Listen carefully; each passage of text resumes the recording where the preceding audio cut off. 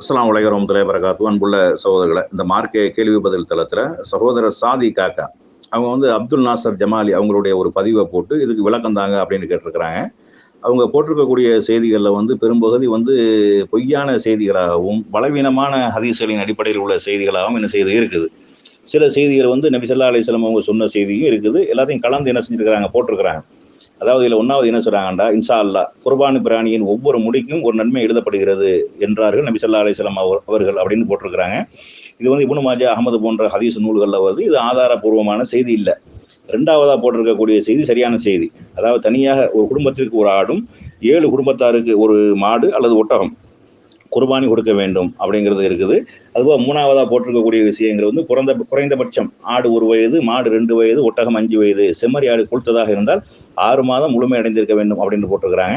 பொதுவாக இந்த பிராணிகளுடைய அந்த மதிப்பை பற்றி சொல்லக்கூடிய பல்லு விழுந்திருக்க வேண்டும் அப்படிங்கிறது தான் பிரதானம். மாட்டில் 2 வருஷம் அது ஓகே, ஒட்டகத்துக்கு 5 வருஷம். ஆடை பொறுத்தளவுக்கு இந்த பொதுவாக எல்லாமே ஒவ்வொரு தட்ப வெட்ப சூழ்நிலைக்கு ஏற்ப ஒவ்வொரு நாடுகளுடைய பருவத்திற்கு ஏற்ப என்ன செய்யும், ஆடு மாடுகளில் வித்தியாசங்கள் ஏற்படும். பல்லு விழுந்திருக்குதா என்பது பிரதானமாக பார்க்க வேண்டியது அப்படிங்கிறது என்ன செய்யணும், விளங்கி கொள்ள வேண்டும். அதுபோக ஒரு சஹாபி பெருநாளைக்கு முன்னாடி என்ன செய்வாங்க, தொழுகைக்கு முன்னாடி அறுத்துருவாங்க.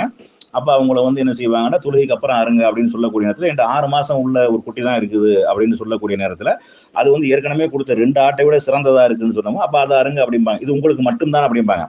அப்போ சரியான முறையில் ஆடு கிடைக்காதவர்கள் 1 வருஷம் பூர்த்தியான ஆடுகளை என்ன செய்யலாம், கொடுத்து கொள்ளலாம். ஆனால் பல்லு விழுந்த ஆடை கொடுக்கறதான் சிறந்தது அப்படிங்கிறத என்ன செய்யணும், விளங்கி கொள்ள வேண்டும். அடுத்து 4வது ஐயாமு தஸ்ரீக், அதாவது ஒளி பொருந்திய நாட்களாகிய துல்ஹஜ் 9 அரஃபா நாளின் ஃபஜ்ர் தொழுகையிலிருந்து துல்ஹஜ் 13 அசர் தொழுகை வரை மொத்தம் 23 ரக்காயத்துகளில் தொழுகைகளில் எல்லா ஃபர்லு தொழுகைக்கு பின்னாடி தக்பீர் சொல்ல வேண்டும் அப்படின்னு போட்டிருக்காங்க. இதுக்கெல்லாம் எந்த ஆதாரபூர்வமான செய்தியும் இல்லை அப்படிங்கிறது என்ன செய்ய. அந்த 9லிருந்து 13 வரைக்கும் ஹாஜிகள் செய்யக்கூடிய அமல்கள் இருக்கிறது. ஆனால் ஒவ்வொரு கடமையான வக்துக்கு பின்னாடியும் தக்பீர் சொல்லணும் அப்படிங்கிறது கிடையாது. அதுபோல் துல்ஹஜ் 10 பிறநாள் தொழுகை முடிந்ததிலிருந்து துல்ஹஜ் 13 அன்று சூரியன் மறையும் வரையும் குர்பானி கொடுக்கலாம், அது ஓகே. அதே மாதிரி குர்பானி பங்கை 3 பங்கா வைக்கணும் அப்படிங்கிறதுல எந்த ஆதாரபூர்வமான ஹதீஸும் கிடையாது. குர்பானி கொடுப்பதற்கு முன்னாடி நபி இப்ராஹிம் அலைஹிஸ்ஸலாம் அவர்கள் சொன்ன வார்த்தையை அரபியில் சொல்ல வேண்டும். அதுவாகிறது இன்னி வஜிஹத்து வஜிஹல் இல்லதி ஃபதர சமாவாத் அப்படிங்கிறத போட்டிருக்கிறாங்க. அதுக்கெல்லாம் அதுக்கப்புறம் நபி ஸல்லல்லாஹு அலைஹி வஸல்லம் அவர்கள் இன்ன ஸலாத்தி வ நுஸ்கி வ மஹியாய வ மமாமத்தி லில்லாஹி ரப்பில் ஆலமீன் அப்படின்னு சொல்லி அப்புறம் தான் அல்லாஹ் அக்பர் சொல்லி அறுக்கணும்னு போட்டிருக்கிறாங்க. அதுக்கெல்லாம் எந்த ஒரு ஆதாரமும் இல்லை அப்படிங்கிறத என்ன செய்ய, விளங்கி கொள்ள வேண்டும்.